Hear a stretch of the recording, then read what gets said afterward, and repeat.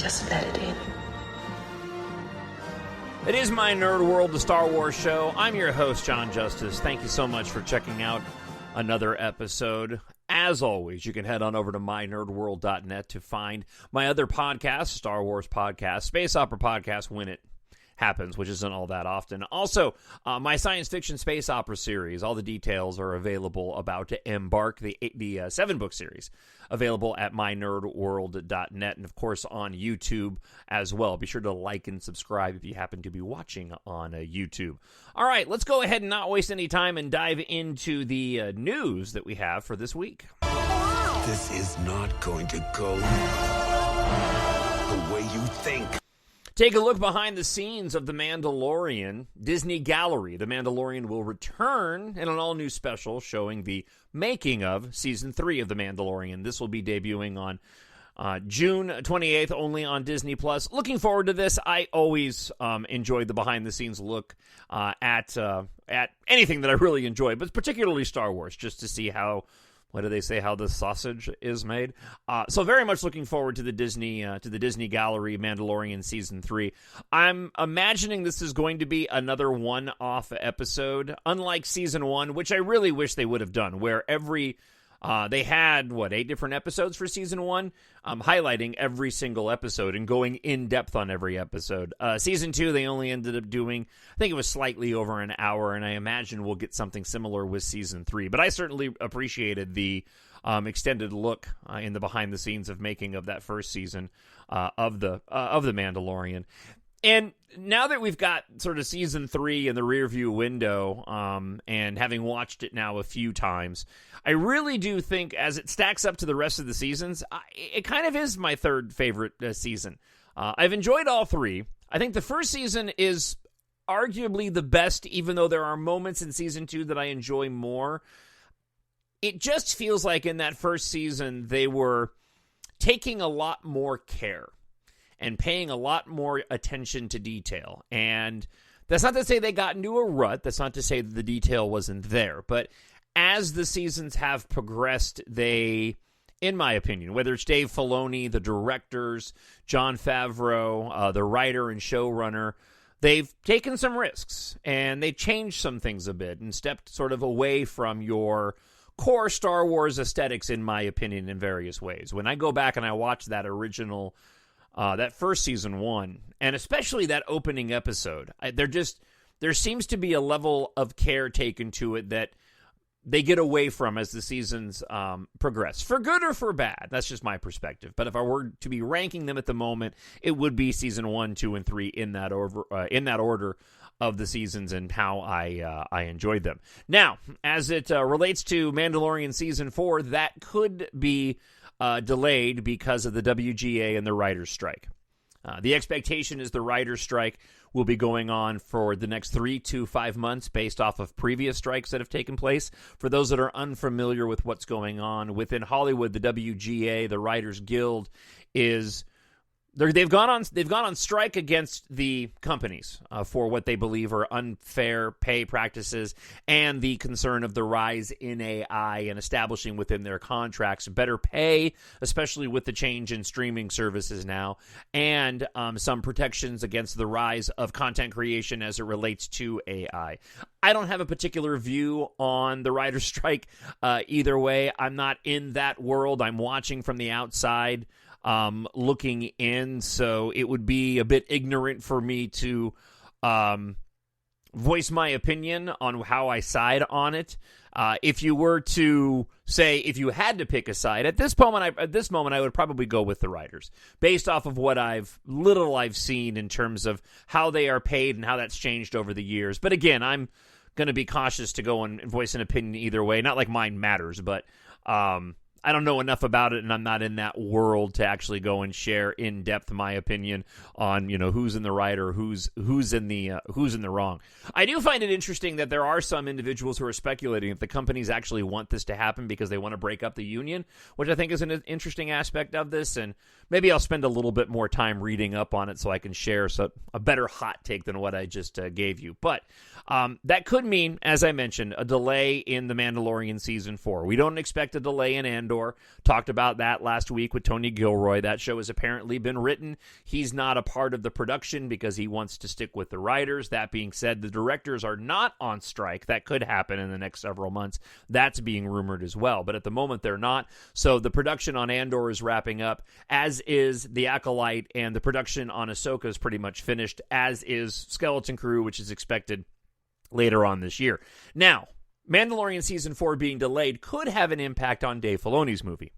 We still don't know when Dave Filoni's Mando-Verse film will be released. If it will come out before or after Daisy Ridley's post The Rise of Skywalker film. The initial expectation was that would come out first, potentially in 2025, with Dave Filoni's Mando-Verse movie coming out in 2026. We haven't gotten anything firm when it comes to that, and at this point in time, it's a little too tough to even speculate based off of the little bit of information that we have which one will come out first. That being said, if The Mandalorian Season 4, which should be in the run-up to Dave Filoni's Mando-Verse movie, which is supposed to be the culmination of all of the Mando-Verse films. So, Skeleton Crew coming out later this year, taking place within the timeline. Book of Boba Fett, which has already come out. The speculation on a Season 2 happening at this point in time, I don't see it happening, but we'll, wait and see what ends up happening with that. That's a part of it, as is obviously Ahsoka and The Mandalorian. Now, there's also talk on whether or not we're going to get 2 seasons of Ahsoka prior to the Dave Filoni movie. So that remains to be seen. And if this writer's strike delays Mandalorian Season 4, then that could push, potentially, Dave Filoni's movie out. So we'll keep an eye on that, and anything that comes up, we'll certainly let you know here on My Nerd World, a Star Wars show. In the meantime, let's dive into some interesting rumors. Nothing big, and nothing that's going to spoil you, and probably nothing that you couldn't have guessed for yourself. We are the spark that'll light the fire that'll burn the First Order down. The Twitter account, My Time to Shine, which I believe is a part of John Roca's podcast, if I'm not mistaken. For those that aren't familiar, John Roca used to work with AMC Movie Talk. He was with Collider for a while, has done a lot of stuff with Christian Harloff, who now does his own podcast, The Big Thing. I'll be honest with you, I'm not a fan of John Roca. I don't listen to his podcast. I do know that he and those in his podcasting circle have gotten some rumors and speculation correct in the past, and I believe that this account, at My Time to Shine, is a part of that. Be that as it may, there is some credibility to this, even though some of the other more reliable spoiler podcasts out there, specifically MakingStarWars.net and Jason Ward, said that they couldn't confirm this. So what am I talking about? It goes like this. Dave Filoni's movie is alleged to be called Heir to the Empire. Jon Favreau is only producing for now. Dave Filoni is doing all of the writing on the movie. Now, this doesn't come as a huge surprise. In the Ahsoka trailer, Ahsoka even says the words Heir to the Empire. For those that aren't familiar of why this might be a big deal, Heir to the Empire was the now Legends before Expanded Universe title of one of the Timothy Zahn novels that took place post Return of the Jedi. We know that Lucasfilm has been grabbing little bits and pieces from the Expanded Universe without telling any direct stories relating to the Expanded Universe, now Legends. Heir to the Empire, my understanding is, I'm not familiar with the book, the way that it's structured wouldn't really lend itself to a movie, and at this point in time, the way the stories are being told, it sounds like to reach a level where the Heir to the Empire Timothy Zahn book would actually go and relate to the movie just doesn't make any sense. Now, Heir to the Empire, the title in and of itself, was a direct reference to Grand Admiral Thrawn, which we know is going to be the big bad of Ahsoka, the Mando-Verse, and essentially Dave Filoni's Mando-Verse movie. So it makes sense that they would use the Heir to the Empire title for the film, even though it probably is going to cause a bit of frustration among the fans of the book and the Expanded Universe. But at this point in time, Lucasfilm really seems as if they don't care. To the point where the Ahsoka novel, was supposed to be canon, as everything that was released post the sale of Lucasfilm to Disney. The word was originally that everything that comes out after that is going to be canon. That being said, they're all connected and they relate to each other. Well, we've seen now that's not the case anymore. It really is the live action and the films are the only thing that are canon. Anything written can be changed or altered. And Dave Filoni mentioned as much when it comes to the storytelling of Ahsoka and the retelling of, say, the final shot from the Rebels animated series and the shot of which we'll see in the Ahsoka show. In that final shot, it looks very different than what we saw of the meeting between Ahsoka and Sabine. And what I was getting at before is the Ahsoka book. There are specific contradictions between the Ahsoka book and what's been told already from Ahsoka. So at this point, it wouldn't surprise me at all if they were to go and lift from a Legends novel the title, and the title would make a lot of sense, even though it probably will have nothing to do with the story that Timothy Zahn wrote all of those years ago. As always, any thoughts? Let me know. Leave a comment up on YouTube if you happen to be watching there, or you can email me, talkshownerd@gmail.com. All right, let's get to it's kind of a fun little side story that I found when I was prepping for the show this week. When I found you, I saw raw, untamed power. And beyond that, something truly special. My toys are truly special to me. If I could pan the camera around, you would see my collection. If you've been on my social networking, you can find pictures and some videos of my Star Wars collection in my my room / office. And I really enjoy going on to YouTube and watching other people's videos of their Star Wars collections. The Vectis auctions in Stockton-on-Tees, England, sold a large toy collection for more than 10 times its pre-sale estimate. This is according to a story from Star Wars Newsnet. The company holds auctions for some of the world's largest toy and collectible collections, such as trains, dolls, teddy bears, and more. The Star Wars toy collection included treasures such as the Palatoy, this would be the British Star Wars, vintage Return of the Jedi Bespin security guard figure, a figure which at pre-sale was estimated to go for roughly $300. That Bespin security guard wound up selling for $6,000. A Star Wars vintage Cantina action playset valued at $500 sold for about $4,300 to a lucky winner. A Kenner vintage Star Wars Anakin Skywalker figure was priced around $5,000 and instead went to the bidder for roughly $11,500, as was reported. Other pieces went for over double their worth. Now, this shocked many auctioneers familiar with the collection and the importance of the pieces. Vectis Auctions has 2 locations in England. It has upcoming auctions on cars, trains, TV, and film. It's not the first time that a Star Wars collection has been sold for a hefty chunk of money. In 2021, a Star Wars fan bought some memorabilia with over 1,500 autographs from cast and crew and hundreds of unopened toys for $90,000. Now, this is really interesting, and my gut reaction as to why this collection ended up going for so much more than was expected. And again, this is pure speculation. I have no idea the age of the buyer. I just know that for me personally, as a 50-year-old who saw Star Wars when he was 5 years old with his father, as the generations move on and as time goes by, you have those individuals who know Star Wars back from its inception and the importance that those toys played at the time and why they were so valuable, especially as we collect these toys. And a lot of it is nostalgia as we try to grab onto our youth and the things that remind us of when we are younger. The individuals that are purchasing this, in my opinion, are most likely individuals like myself. They have means, and they have the money, and they know that they have a great opportunity to pick up on these toys that are becoming rarer and rarer as collectors go and gobble these toys up. So it makes sense to me that they are suddenly becoming worth more. imagine a part of this has been because of the resurgence of Star Wars.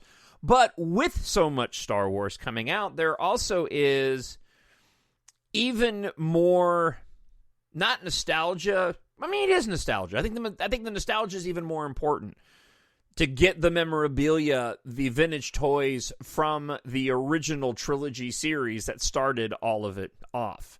So that would be my guess as to why these action figures and these toy collections are going for a lot more than they expected, is because their value is increasing as the individuals who appreciate them are getting older and have the money to go and spend on them, and they become increasingly hard to get because so many individuals are going and collecting them. It reminded me, too, and just a quick little comment before I get to listener feedback this week, and that is just the power of scarcity. And how so much of what made Star Wars special at the time was because of the fact that we didn't go right to VHS afterwards, that you couldn't easily go and watch the films over and over again. It was many years before VHS became available, and even when the first VHS tapes came out, it was really difficult when they first were released to actually go and get your hands on them, and too expensive to buy them outright. And so the toys were the way that we as kids and fans could go and continue the adventures that we would love to have watched like we can now over and over and over again, but we simply weren't able to. And I've done this commentary before, so I won't get too in depth into it again, but I really wish we would bring that back. I think there is a power in scarcity, and I think it brings it makes the movie-going experience special. I love the fact that I'm able to, in a short period of time, watch a film that I've seen in the theater at home, but there is a part of that that sort of diminishes its value because of its accessibility.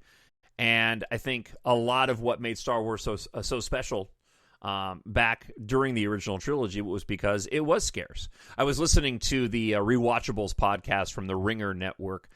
Bill Simmons, a former sports commentator, now hosts and runs a whole bunch of great podcasts around the Ringer Network, Rewatchables being one of them, and I've talked about Rewatchables before on the show. They just pick great movies once a week that they consider to be completely rewatchable over and over and over again, and they talk about them.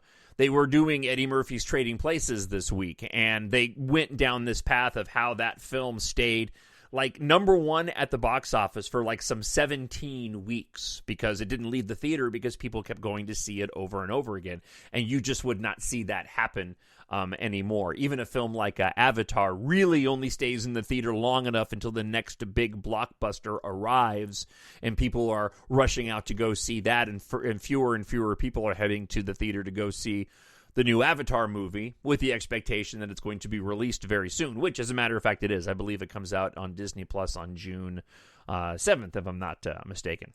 All right, let's get into just a little bit of listener feedback this week, and then I want to talk briefly about the trailer for the movie The Creator. I need someone to show me my place in all this. And first we go to a friend of the show, Irene Davis, says, yes, I would like it if you went back to a visual podcast very much. Very interesting to hear you discuss your thoughts on other movies, but hopefully only blockbusters and no intellectual snobbery. Not that you would do that, but how other podcasters perceive themselves next to God. One guy in particular who has a very, very large following, but I personally can't think of anything more unhealthy and brainwashing than his fixation on George Lucas, Darth Vader, and his hatred for Kathleen Kennedy. I know who you're talking about. This guy truly creeps me out, like a cult, and incredibly unhealthy for new and all old Star Wars fans alike. I personally think of myself as a lifelong Star Wars fan, and this has never been a better time to consume Star Wars in whichever form you wish. Kathleen Kennedy will retire, but purely due to age, and not because of anything else. Filoni and Favreau will take up the mantle. Like her or not, an incredibly accomplished individual with many strings to her bow in the world of movies and entertainment, and dare I say, in fighting misogynistic behavior. I'm so glad that she still is in talks with Rian Johnson, as I truly believe The Last Jedi is and was a masterpiece, and is set, of course, for the future of Star Wars that will be returned to in the form of the greatest love story ever told, The Dyad. If Ryan gets to pick up the reins on that, it would be perfect closure for millions of fans that were left hanging high and dry. I'm still very concerned about certain influences that are so toxic in the fandom through social media that the closures are vital before we can move on. These people need to be taken down by public opinion, as nothing, I repeat, nothing will ever shift their mindsets and their way to earn their money. Yeah, it's really unfortunate how much negativity really does drive so much, how much the profits of individuals who are negative on YouTube, because they just get so many other views when you're negative. It is what it is. I love all Star Wars content, some more than others, and Andor is superb in a class of its own. All the best from the UK. Yeah, as I mentioned last week, I've been doing a rewatch of Andor and have been really appreciating that show much more than I was on a first watch when it was originally released. Next, we have friend of the show, Miranda. Hey, I'm writing my latest story of Ben and Ray, talking about the first set of Star Wars movie news that came from Celebration. Are you reading my mind here? Good luck on your writing, Miranda, and it's always good to hear from you. Before I wrap up the show this week, I just want to take a brief moment and talk about a trailer that I watched yesterday and then subsequently made my wife and then my 20-year-old and then my 16-year-old now, holy cow, watch as soon as they got home. I had no idea that this movie was being made. It's called The Creator. It's set in a future where we have advanced in AI, relevant, to the point where we actually have AI machines that are running around. According to the trailer, the AIs end up nuking, much like Terminator, but set very differently, end up nuking Los Angeles. There's a story with John David Washington, am I getting his name right, from Tenet, who I really, really enjoy as an actor. They end up finding what looks to be a young child version of an AI that might be the key to the entire story. It's directed by Gareth Edwards, who did Rogue One. Now, Rogue One, of course, was recreated, if you will. There was a lot of reshoots that Tony Gilroy, who did Andor, ended up coming in for that movie. He also directed the 2017 Godzilla film, which I really enjoyed. The film looks like he used the same team that he used on Rogue One. The cinematography looks very familiar. It has shots in it that Gareth Edwards is kind of known for, his perspective shots and showing, large set pieces and giving, perspective of the human element or robot element in it. You've got some outer space shots, spaceships involved, a battle between AI and humans. Had no idea, like I said, this movie was coming out, and watched the trailer yesterday, and I was absolutely blown away. So as soon as this is over, whether you're listening to it on a podcast or if you're watching on YouTube, I highly, highly suggest you go out and watch the trailer for The Creator. Just came out yesterday, and I'm excited to see a new piece of science fiction property. A lot of times these new IPs, especially around science fiction, don't do very well. This movie looks like it has a ton of potential, so definitely go and check that out. Speaking of checking it out, that wraps up the show for this week. I hope you will take a moment, if you're a reader or you know somebody, a friend or a family member who enjoys reading science fiction, and you will check out my science fiction series, EMBARK. Taft Guardia picked the right day to upgrade his ship when fellow pilot Keith Amaro arrived needing his help investigating a cryptic message from her late aerospace engineer father. Unaware that an industrial accident has set off a catastrophic chain of events, they uncover a shocking secret. Amid the growing chaos, a tyrannical corporate madman with an armada threatens the thousands of starships heading for deep space. Taft quickly realizes what they found may be the only key to protecting Earth's evacuees, and so does the enemy. On the run across the galaxy, Taft is pushed to his limits, while Keitha must unravel the secret of what her father left behind if there is any hope for humanity's future among the stars. Written for adults, but great for ages 11 plus. 7 books in the series. Available in ebook, hardcover, paperback, and audiobook. If you like your science fiction to be styled like classic space opera, filled with some romance and action, EMBARK is perfect for you. Check it out on Amazon.com or up at mynerdworld.net. Thank you so much for checking out this week's episode once again. If you're watching on YouTube, be sure to hit the alarm, the like, and subscribe, and head on over to my Nerd World and check out my science fiction series. I really would appreciate it. We'll be back next week for another episode. Until then, I hope wherever you are happy, you are healthy, and you are safe. We'll talk to you then. Bye. The Force will be with you, always. My Nerd World.